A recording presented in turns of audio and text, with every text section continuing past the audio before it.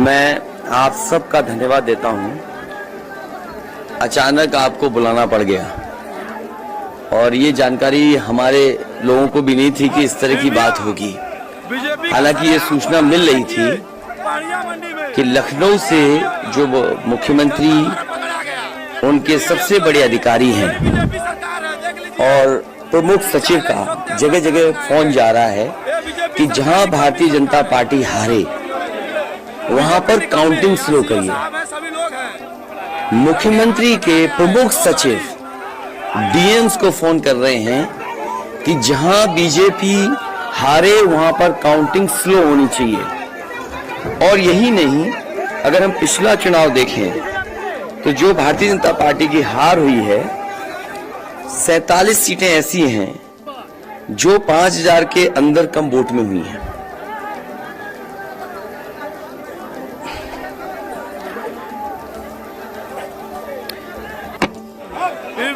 सैतालीस सीटें ऐसी हैं पिछले चुनाव की जहां पर 5000 वोट के कम फासले से भारतीय जनता पार्टी जीती है। और जो आज देखने को मिला है बनारस में कि जहां ईवीएम ले जाई जा रही थी, एक ट्रक पकड़ा गया, 2 ट्रक लेकर के भाग गए।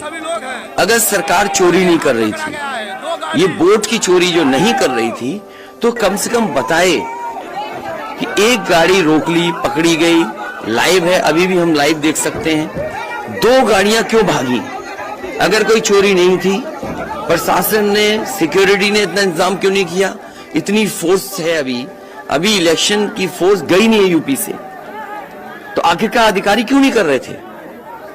क्या वजह है कि बिना सिक्योरिटी, बिना इतने इंतजाम के ईवीएम जा रही हैं? और ईवीएम्स के बारे में ये मानना है कि किसी भी वेयर हाउस में रखी हो या किसी भी स्ट्रांग रूम में रखी हो, तो बिना प्रत्याशी के जानकारी के आप मूव नहीं कर सकते हैं। अगर आपको ईवीएम्स को मूव करना है तो कम से कम जो प्रत्याशी चुनाव लड़ रहे हैं उनकी जानकारी में होना चाहिए।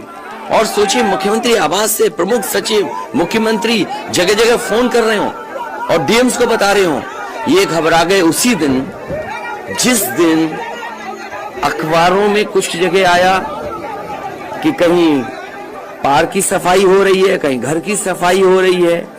और आप में से वो लोग हैं जो जमीन पर घूमे हैं, जो जमीन पर चुनाव चल रहा है, वो भारतीय जनता पार्टी के खिलाफ था, जनता के अंदर नाराजगी थी। ये जो कल एग्जिट पोल आए हैं, मैं एग्जिट पोल पर बोलना नहीं चाहता था, लेकिन जो एग्जिट पोल आए हैं वो कहीं ना कहीं परसेप्शन ये क्रिएट करना चाहते हैं कि हाँ, भारतीय जनता पार्टी जीत रही है, जिससे वो चोरी भी करें अगर, वो भी न पता लगे कि हाँ चोरी हुई है। इसीलिए अगर हमने वोट दिया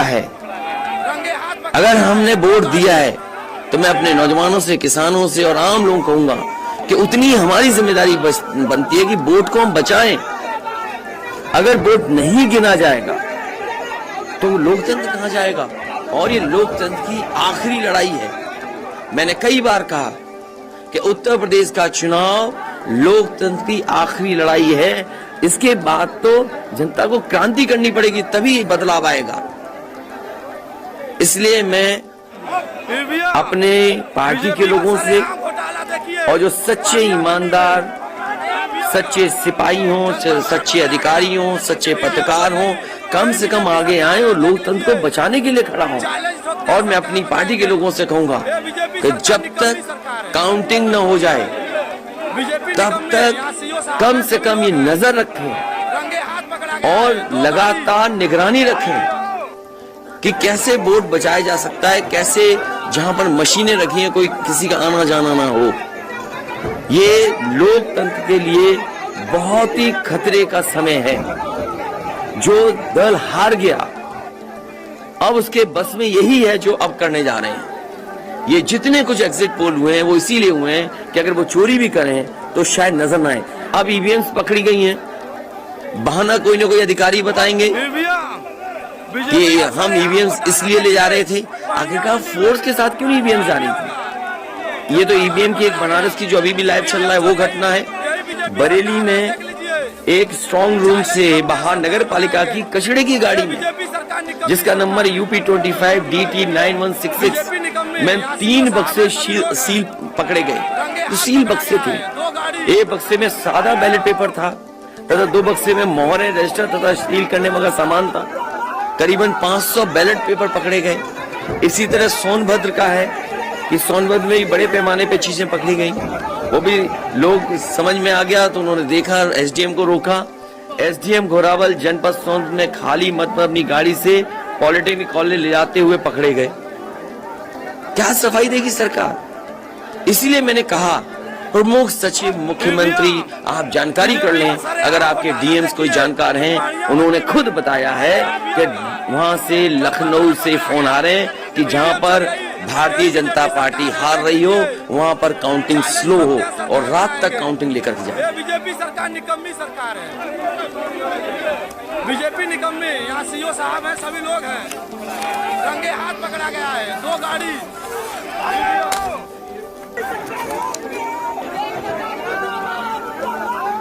तो मैंने आपसे कहा कि ये लोकतंत्र का आखिरी चुनाव है। इसके बाद तो जिस तरीके से आजादी के लिए लड़ाई लड़ी गई थी उसी तरह की हमें और आपको क्रांति करनी पड़ेगी। मैं तो अपने नौजवानों से अपील करूंगा कि जहां किसान इतने साल बैठे रहे तब सरकार झुकी। कम से कम 3 दिन लोकतंत्र के अखंड प्रहरी बनकर के ईवीएम्स को बचाएं और चुनाव को बचाएं। बीजेपी सरकार है, देख लीजिए। मैं किसी डीएम का इसलिए नहीं मानूंगा। डीएम कौन होता है? अगर प्रमुख सचिव मुख्यमंत्री फोन करेगा, डीएम क्या कर सकता है? डीएम की क्या हैसियत है? सभी लोग हैं, रंगे हाथ पकड़ा गया है। 2 गाड़ी ये फिर जो प्रत्याशी लड़ने रहे थे उनको आखिरकार डीएम ने क्यों नहीं बताया? डीएम अगर ये जवाब दे रहा है तो उस डीएम से पूछिए कि डीएम ये बताओ कि तुमने जो प्रत्याशी चुनाव लड़े थे उसके बारे में क्यों नहीं बताया उन प्रत्याशियों को? ये डीएम आखिरकार किसके नीचे काम कर रहे हैं? और बनारस जैसी पोस्टिंग किसी डीएम को मिली होगी, इस डीएम को मैं भी जानता हूं। जब पहली पोस्टिंग मैंने मुजफ्फरनगर दी थी, मैं नहीं जानता ये डीएम कौन है, किसकी सिफारिश पे ये मुजफ्फरनगर पहली बार गया था। बीजेपी का सरेआम घोटाला बेईमानी करा रहा है ये डीएम। और जवाब ये डीएम का कि ट्रेनिंग के लिए जा रहे हैं। तो आखिरकार पॉलिटिकल पार्टीज को क्यों नहीं जानकारी दी? क्या जवाब है उनके पास इसका? बीजेपी सरकार और जब बाकायदा गाइडलाइन लिखी हुई है यहाँ पर कि आप ईवीएम्स का मूवमेंट नहीं कर सकते, सीओ साहब हैं, सभी लोग हैं, आप कैसे ईवीएम का मूवमेंट कर रहे हैं? आप पूछिए जिन्होंने दिया बयान। अरे भाई मैं तो कह रहा हूँ किसी आपने जो पॉलिटिकल चुनाव लड़ रहे हैं उनके बारे में क्यों नहीं बोल रहे हैं आप? और आप भी डीएम की बात को मानते हो।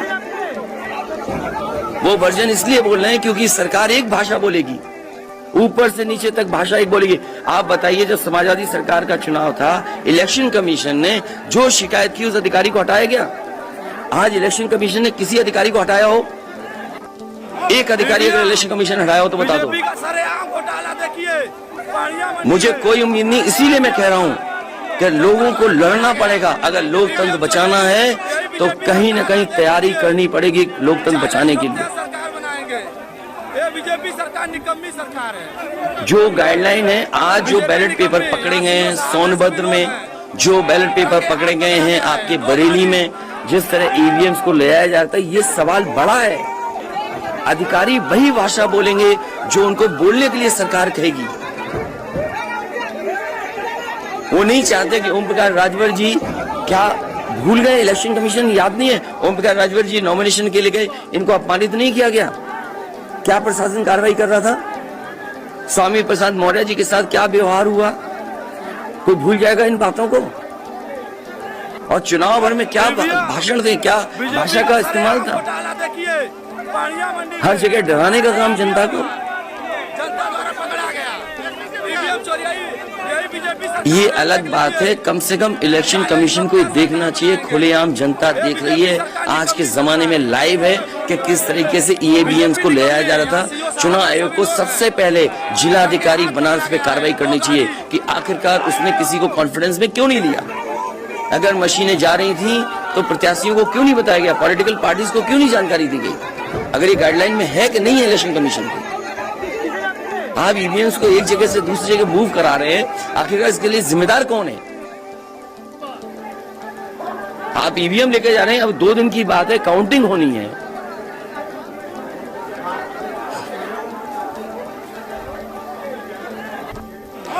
जैमर इसलिए कि कई लोग आशंका इस बात की व्यक्त कर रहे हैं कि हो सकता है कि टेक्नोलॉजी ऐसी हो जहां पर मैनिपुलेशन किया जा सके, इसलिए कहीं न कहीं देखा जाना चाहिए इस बिंदु को भी।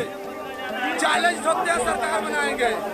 ये बीजेपी सरकार निकम्मी सरकार है, बीजेपी निकम्मी। यहाँ सीओ साहब हैं, सभी लोग हैं, रंगे हाथ पकड़ा गया है, 2 गाड़ी।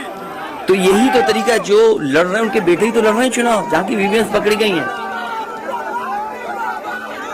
और भविष्यवाणी एग्जिट पोल में कैसे आ सकती है? पॉलिटिकल लीडर्स जो बातें कहें, सत्ता के लोग बैठे हुए, वो एग्जिट पोल में कैसे दिखाई दे रहा है?